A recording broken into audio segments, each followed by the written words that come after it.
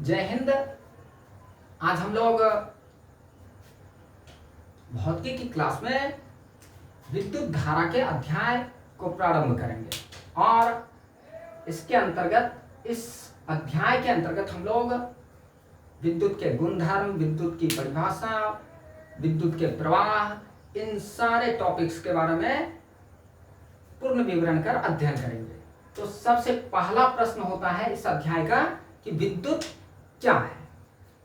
तो सामान्य रूप में यदि हम लोग समझें कि विद्युत क्या है, तो विद्युत आवेश है। विद्युत आवेश का रूप है।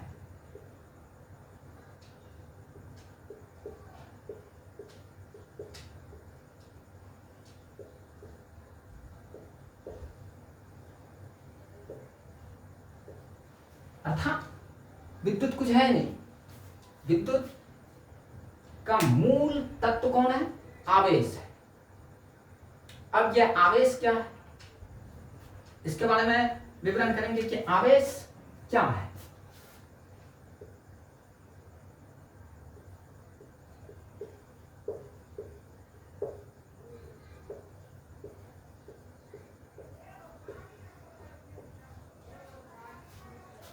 तो अब इसके बारे में यदि बात करें तो हम अपने चारों ओर इस यूनिवर्स को देख रहे हैं और इस यूनिवर्स में दो तरह के संसाधन मौजूद हैं, एक पदार्थ और दूसरा अपदार्थ, यानी मैटर और एंटी मैटर। अब ये सारे पदार्थ जिसे हम लोगों को प्रकृति ने प्रदान किया है, तो ये सारे पदार्थ या अपदार्थ किससे निर्मित रहते हैं? परमाणु से। किससे? परमाणु से। कि हमारे पदार्थ निर्मित रहते हैं परमाणु से। इस संपूर्ण प्रकृति का, इस प्रकृति में हम जो भी चीजें देख रहे हैं, चाहे वो सजीव हो या निर्जीव हो, वे सारे पदार्थ से बने हुए हैं। अब ये पदार्थ किससे बना हुआ है? तो इस पदार्थ का सबसे मूल इकाई हम लोग उसे क्या बोल देते हैं? परमाणु। पदार्थ का मूल इकाई क्या है? परमाणु।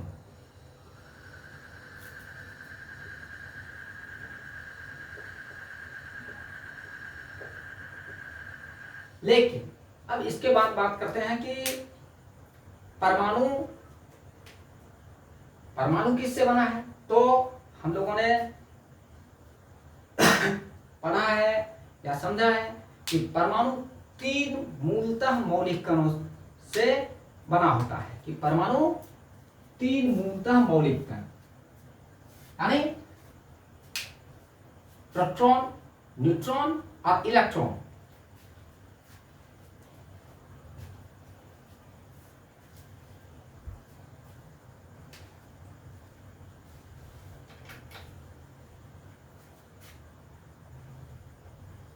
परमाणु की संरचना कर लेते हैं। परमाणु के अंदर नाभिक होता है और नाभिक में प्रोटॉन तथा न्यूट्रॉन मौजूद रहते हैं। लेकिन इस नाभिक के एक निश्चित बिंदुवत दूरी के बाद परमाणु का और भाग, कक्षीय भाग होता है, जिसमें मौजूद रहता है एक मौलिक कण, इलेक्ट्रॉन। तो हमारे तीन मौलिक कण से, प्रोटॉन, न्यूट्रॉन और इलेक्ट्रॉन, इन तीन मौलिक कणों से हमारा परमाणु निर्मित रहता है। हालांकि आधुनिक भौतिकी के अनुसार यदि हम बात करें तो नाभिक में बोसोनिक कण भी मौजूद रहते हैं, जो हमारे सत्येंद्रनाथ बोस के द्वारा सांख्यिकी रूप से व्यक्त करके उनके सम्मान में कि प्रोटॉन और न्यूट्रॉन के अलावे अन्य भी बहुत सारे कण मौजूद रहते हैं, जिन्हें हम बोसोनिक कण कहते हैं। बोसॉन। तो अब हम लोग बात करेंगे कि पदार्थ परमाणुओं से बना हुआ है। अब ये परमाणु, एटम, तीन मौलिक कण से बना हुआ है, प्रोटॉन, न्यूट्रॉन और इलेक्ट्रॉन। अब देखिए कि हमारे वैज्ञानिकों ने, बहुत सारे भौतिक वेत्ताओं ने परीक्षण कर बताया कि प्रोटॉन क्या रहता है, धनावेशित रहता है। प्रोटॉन धनावेशित रहता है, यानी इस पर धन आवेश मौजूद रहता है, ये प्लस चार्ज। इलेक्ट्रॉन ऋणावेशित होता है।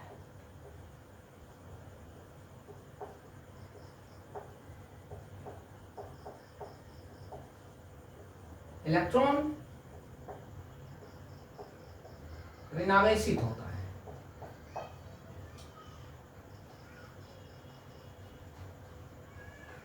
सॉरी, तो इस तरीके से, और न्यूट्रॉन आवेशहीन होता है।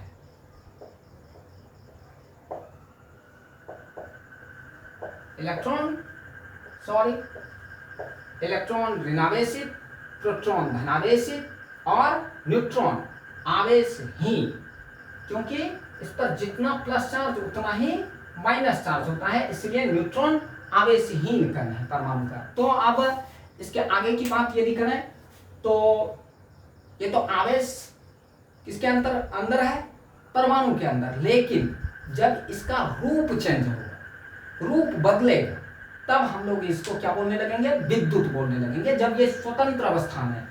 तो विद्युत का मूल रूप क्या कौन है, इलेक्ट्रॉन। विद्युत का मूल रूप कौन, अर्थात विद्युत को निर्मित करता कौन है, इलेक्ट्रॉन।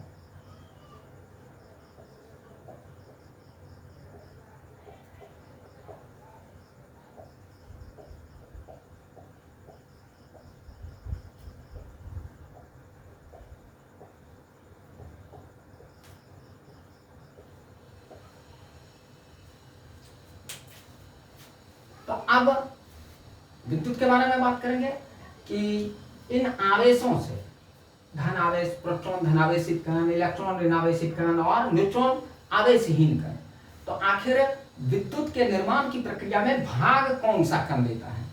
तो इसमें मुख्य रूप से विद्युत के निर्माण की क्रिया में भागीदारी किसकी होती है, इलेक्ट्रॉन की होती है। कि बहुत सारे वैज्ञानिकों ने अलग अलग तरह के पदार्थों को जांचा, परखा, परीक्षण किया, और उन सारे पदार्थों में कुछ पदार्थों को जो इस प्रकृति में पाए जा रहे हैं, तो उनमें कुछ पदार्थों को देखा कि यदि दो पदार्थों को घर्षण कर दिया जाता है, घर्षण करा दिया जाता है आपस में, तो वे पदार्थ हैं, उन पदार्थों के परमाणु अपने कक्षा में मौजूद इलेक्ट्रॉनों का त्याग करते हैं। तो किसी पदार्थ से इलेक्ट्रॉन निकलकर दूसरे पदार्थ के परमाणु या दूसरे पदार्थ पर संचित हो जाते हैं, जमा हो जाते हैं।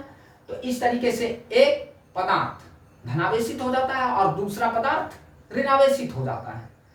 और ऐसे बहुत सारे पदार्थ हमारे प्रकृति में मौजूद हैं, जैसे कांच, अंबर, खाल, लाख, रेशम का कपड़ा, एबोनाइट का छड़, ऐसे सभी, ये सभी पदार्थ क्या होते हैं, अपने परमाणु के बाह्यतम कक्षा के इलेक्ट्रॉन को खुद से दूसरे पदार्थ पर घर्षण के कारण क्या कर देते हैं, और कोई पदार्थ उस इलेक्ट्रॉन को ग्रहण कर लेते हैं। तो इस तरीके से जब इलेक्ट्रॉन परमाणु के बाहरी कक्षा से निकलकर दूसरे परमाणु के सतह पर मौजूद हो जाते हैं, तो इस तरीके से दूसरे पदार्थ के सतह पर मौजूद हो जाते हैं, तो इस तरीके से जब आवेश स्वतंत्र अवस्था में हो जाता है, तो हम उस स्वतंत्र अवस्था के आवेश को ही क्या बोल देते हैं, विद्युत।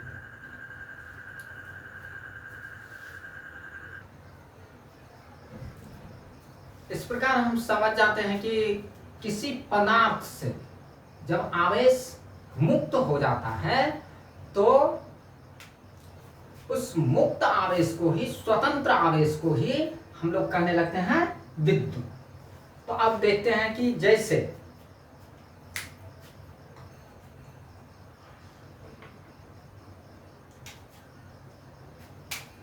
कि दो पदार्थ, जैसे कांच की छड़, एक कांच की छड़ ले लेते हैं और एक रेशम का कपड़ा।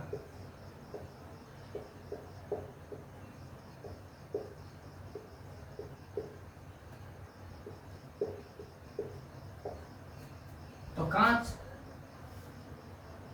का छड़ और रेशम का कपड़ा, ये दोनों पदार्थ हैं।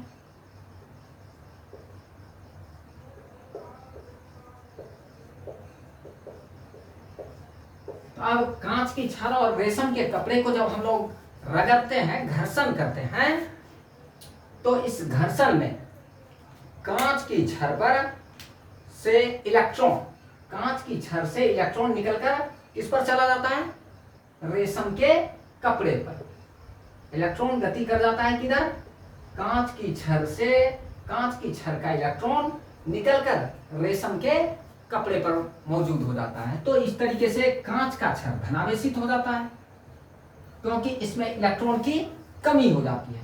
हम जानते हैं कि प्रत्येक पदार्थ परमाणु से बना होता है, और यदि परमाणु है तो उसमें प्रोटॉन की संख्या और इलेक्ट्रॉन की संख्या बराबर होती है।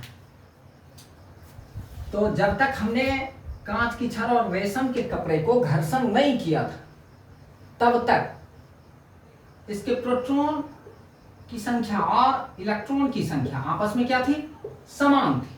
लेकिन जब हमने कांच की छड़ को रेशम के कपड़े से घर्षण करा दिया, घर्षित किया, तो उस स्थिति में इसका कुछ इलेक्ट्रॉन निकलकर रेशम के कपड़े पर चला गया।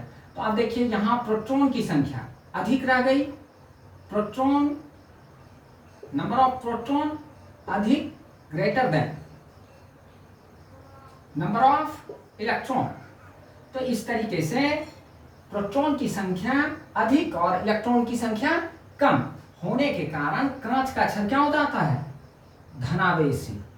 इस पर एक या उससे अधिक प्रोटॉन बच गया, जिसकी वजह से प्रोटॉन धनावेशित कण है और इसलिए कांच का छड़ धनावेशित हो गया, क्योंकि इसमें इलेक्ट्रॉन की कमी हो गई। अब इसी तरीके से जब हमने घर्षण नहीं किया था, तो रेशम के कपड़े में प्रोटॉन और इलेक्ट्रॉन की संख्या क्या थी? आपस में समान। लेकिन जब हम कांच के छड़ और रेशम के कपड़े को घर्षण करवा दिए, तो घर्षण के कारण कांच के छड़ से कुछ इलेक्ट्रॉन निकलकर रेशम के कपड़े पर आ गया। तो अब इलेक्ट्रॉन की संख्या, number of proton less than, proton की संख्या कम रह गई और इलेक्ट्रॉन की संख्या ज्यादा हो गई, नंबर ऑफ इलेक्ट्रॉन। अब ये इलेक्ट्रॉन इस पदार्थ पर यानी रेशम के कपड़े पर स्वतंत्र अवस्था में मौजूद है।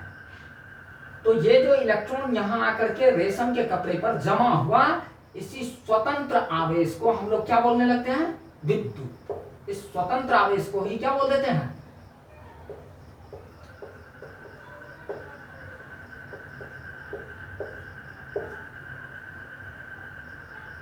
और यही स्वतंत्र आवेश विद्युत है।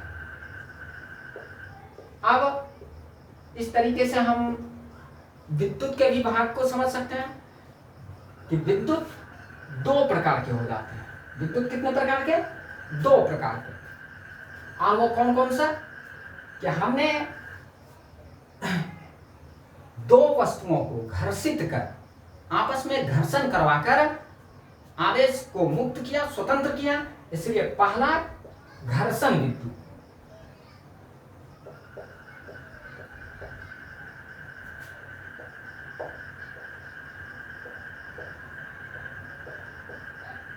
यानी जब दो पदार्थ को आपस में घर्षित कर उनके इलेक्ट्रॉन को क्या किया जाता है? स्वतंत्र अवस्था में किसी दूसरे पदार्थ पर जमा कर लिया जाता है, तो इस तरीके से वो स्वतंत्र आवेश क्या कहलाने लगता है? विद्युत कहलाने लगता है। तो घर्षण के कारण ये विद्युत या आवेश किसके कारण उत्पन्न हुआ? घर्षण के कारण। जब घर्षण के कारण कोई विद्युत उत्पन्न होता है तो उसको हम घर्षण विद्युत कहने लगते हैं। घर्षण के कारण उत्पन्न होने वाले विद्युत को घर्षण विद्युत। और दूसरा स्थैतिक विद्युत। दूसरा विद्युत कौन? स्टैटिकल इलेक्ट्रिसिटी, स्थैतिक विद्युत।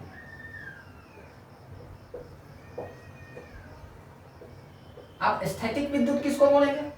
कि जब दो पदार्थ आपस में घर्षण, दो पदार्थ को आपस में घर्षण करवाया जाता है और उस घर्षण के कारण आवेश एक पदार्थ से निकलकर, यानी इलेक्ट्रॉन एक पदार्थ से निकलकर दूसरे पदार्थ पर जमा होता है, तो जिस पदार्थ पर वो जमा होता है, जैसे कांच की छड़ से इलेक्ट्रॉन निकलकर रेशम के कपड़े पर गया, तो अब ये रेशम के कपड़े पर ये इलेक्ट्रॉन स्थिर रह जाएगा।